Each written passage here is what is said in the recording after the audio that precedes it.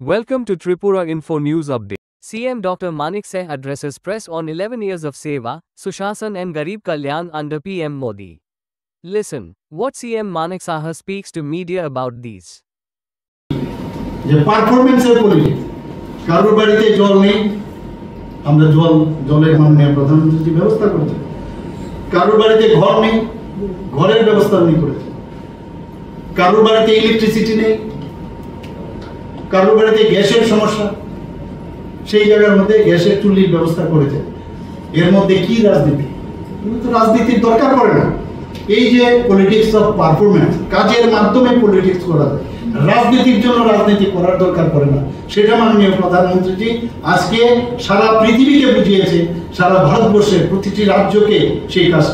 বিষয়টা উনি বুঝিয়েছেন আজকে বিকাশ বিশ্বাস ও পরিবর্তন মাননীয় প্রধানমন্ত্রীজির কারণে সেটা প্রতিষ্ঠিত হয়েছে সারা ভারতবর্ষে সমস্ত রাজ্যে সেটা প্রতিষ্ঠিত হয়েছে আজকে আমরা মোদিজির নেতৃত্বে বিজেপি সরকার যখন ঘটানো হয় কেলেঙ্কারি ঘোটালা এবং স্ক্যামের যে অন্ধকার তার থেকে কিন্তু আমরা বেরিয়ে আসতে পেরেছি এবং সুশাসনের যে একটা আলো সেটা কিন্তু আমরা সারা ভারতবর্ষে আমরা এখন দেখতে পাচ্ছি সুশাসন কাকে বলে গুড গভর্নেন্স যেটা বলছে আমরাও ত্রিপুরাতে সেই গুড গভর্নেন্সের কাজটা আমরা করছি শুধু তাই নয় সব দিকে উন্নয়ন নজর আজকে যে মহান আমাদের যে দেশ সেই দেশের যে সংস্কৃতি সেটাকে উনি পুনরুজ্জীবিত করেছেন ধর্মীয় জাগরণ সেটাকেও উনি জাগরিত করেছেন আমরা দেখেছি কাশী বিশ্বনাথ করিডোর নির্মাণ আমরা দেখেছি রাম মন্দির নির্মাণ মহাকালেশ্বর মন্দির কেদারনাথ মন্দিরের যে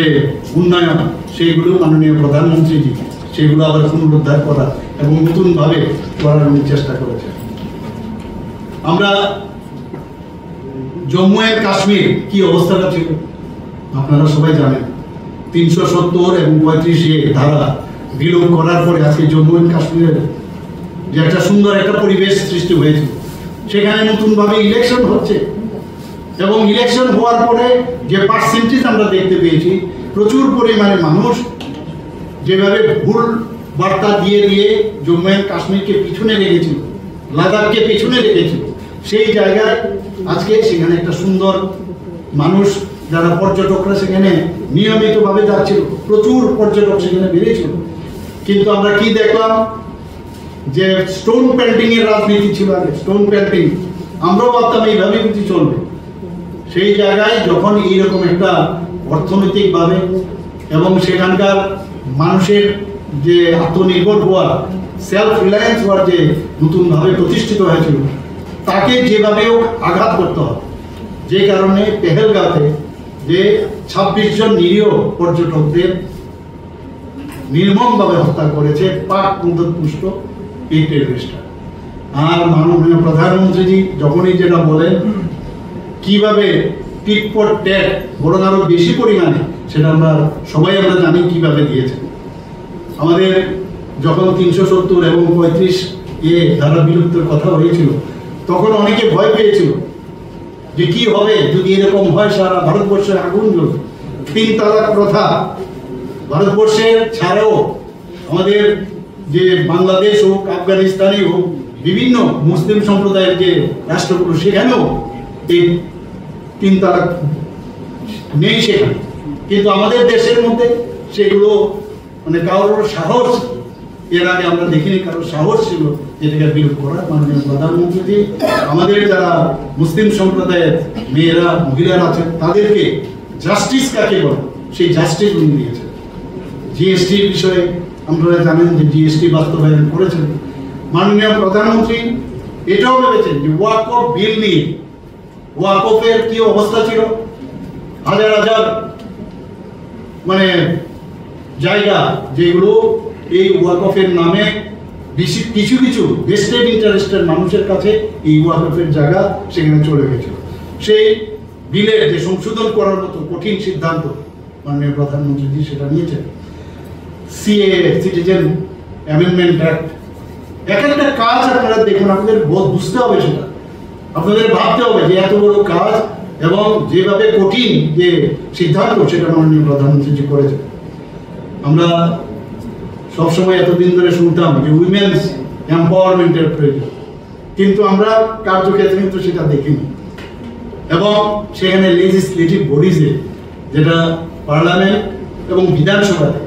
উইমেনদের 33% রিজার্ভেশন, সেটা যাতে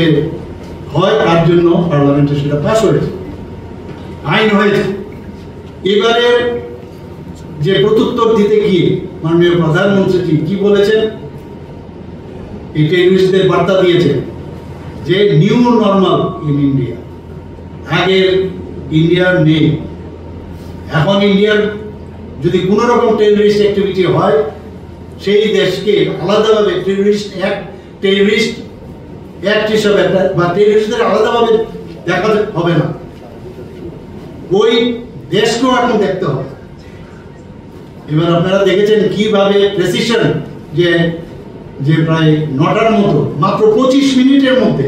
ধ্বংস করে দিয়েছে টেররিস্টদের যে ঘাঁটিগুলো, ভাবা যায় না। আমরাও কিন্তু ভাবতে পারি না, যেমন বিহার থেকে উনি বলেছেন, হুঙ্কার দিয়েছেন যে কাউকে ছাড়া হবে না, তখনই উনি যখন যেটা বলেছেন আমরাও ভাবতাম মোদিজি এইরকম হচ্ছে লিডার, যে যখন উনি বলেছেন আমরা খালি অপেক্ষা করছিলাম কবে সেটা হবে। আর এমনটা করলো যে আমরাও অবাক হয়ে গেলাম টিভির পর্দায় যে এটাও সম্ভব। তো এই সম্ভব একমাত্র আমাদের এই এনডিএ সরকার আসার পর, সেটা মাননীয় প্রধানমন্ত্রীর নেতৃত্বে সেটা সম্ভব হয়েছে। সবকা সাথ সবকা বিকাশ এখানেও আসছে। আমি তো রাজ্য এবং সমস্ত স্টেটের কথা বললাম, দেশের কথা বললাম, কিন্তু এম্পাওয়ারমেন্ট অফ দ্য সোসাইটির কথা উনি বলেছেন। সব মানুষের এম্পাওয়ারমেন্ট হতে হবে, শুধু তাই নয়, সমস্ত জাতপাতের ঊর্ধ্বে উঠে সমস্ত মানুষের করতে হবে, ইনক্লুডিং এসসি, এসটি এবং ওবিসি, তাদেরকেও আমাদের এম্পাওয়ারমেন্ট করতে হবে। আর উইমেন্সদের বলে তো আমি একটু আগে বললাম যে ওনাদেরকে 33% রিজার্ভেশন দিয়েছে, শুধু তাই নয়, আমরা দেখেছি যে লিডারশিপ এখন বর্তমানে মিলিটারি হোক, এডুকেশনে হোক, এমপ্লয়মেন্টের ক্ষেত্রেই হোক, সব জায়গায় সেলফ এমপ্লয়মেন্ট এসএইচজি গ্রুপেরও আমরা দেখছি যে সমস্ত জায়গায় বিভিন্ন স্কিমের মাধ্যমে সেই লিডারশিপ, উইমেন্স এম্পাওয়ারমেন্ট আমরা দেখতে পাচ্ছি। নকশালদের আবার আসি, নকশাল বা মাওবাদীদের কথা যদি আমরা বলি, জিরো টলারেন্স আমরা দেখেছি ছত্তিশগড়ে, এরকম প্রায় 126টা জায়গায় বিভিন্ন প্রদেশে এই তাদের ঘাঁটি ছিল। এই অ্যাকশন নেওয়ার পর আমাদের প্রধানমন্ত্রীজি এবং আমাদের স্বরাষ্ট্রমন্ত্রীজি বলেছেন যে জিরো টলারেন্স। এবারে নীতি আয়োগে যখন আমরা কথা বলছিলাম, আমাদের যখন মুখ্যমন্ত্রী সম্মেলনে আমরা কথা বলছিলাম, সেখানে আমরা দেখেছি সেই জায়গায় 126টা যে নকশাল বা মাওবাদীদের যে এফেক্টেড এরিয়া ছিল, সেখান থেকে যে অ্যাকশন নেওয়া হয়েছে, তাতে করে এখন কি 126 থেকে মাত্র 18টা জায়গায় এখন সেটা কনসেন্ট্রেট করেছে। এবং বলা হয়েছে যে আর বেশি দিন নয়, কয়েকদিনের মধ্যে সেটাও নির্মূল করা হবে। আমাদের ভায়োলেন্স আপনারা শুনে খুশি হবেন সারা ভারতবর্ষে, এবং এই ধরনের মাওবাদী এবং অন্যান্য যেসব টেররিস্ট গ্রুপে যেভাবে আক্রমণ করেছে, তার থেকে প্রায় 53% ডিক্রিজ হয়েছে। আমাদের সিকিউরিটি ফোর্স এদের বিরুদ্ধে যখন কাজ করত, প্রায়শ আমরা তো দেখতাম যে আমাদের প্যারামিলিটারি হোক, সিআরপিএফ এর সমস্ত জওয়ানরা নির্মমভাবে তাদেরকে হত্যা করা হতো। সেই জায়গায় আমাদের এই বর্তমানে 72% এখন সেটা ডিক্রিজ করেছে। এবং আমাদের যে গরিবি হঠাৎ, আগে তো প্রায় শুনতাম গরিবি হঠাৎ কত নারা, কিন্তু আমরা মোদী সরকারের সময় আমরা দেখতে পেলাম যে কিছুদিন আগ পর্যন্ত যে ডাটা এসছে, প্রায় 25 কোটি মানুষ পভার্টি লাইন থেকে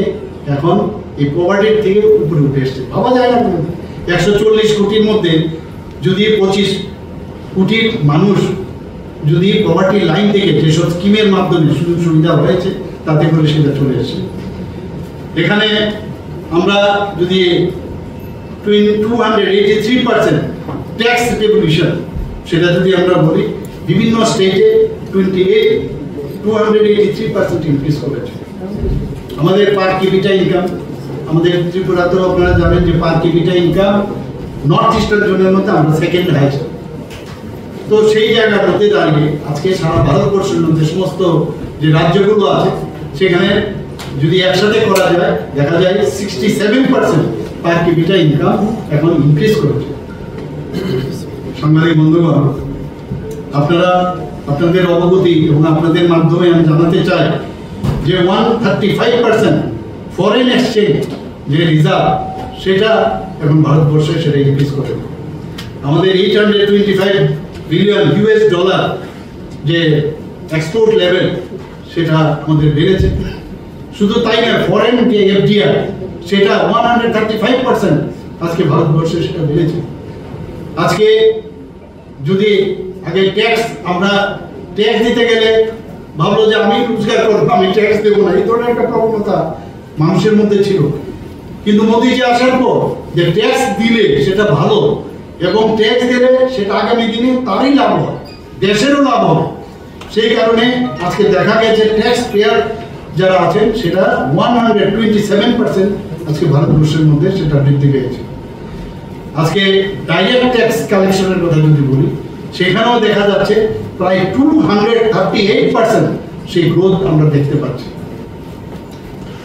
আজকে আইএমএফ আজকে ভারতকে কি বলছে, এই যে ডেভেলপমেন্ট গুলো হচ্ছে বলছে যে ব্রাইট স্পট হিসাবে